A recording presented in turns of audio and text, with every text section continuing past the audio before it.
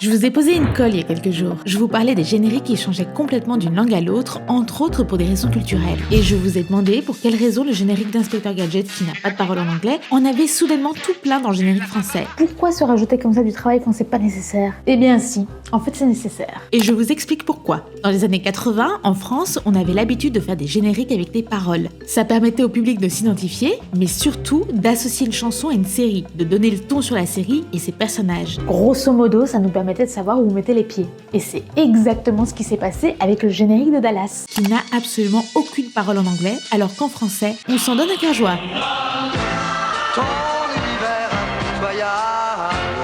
Allez, je vous en fais une petite dernière juste pour le plaisir. Amour, gloire et beauté, en anglais et en français.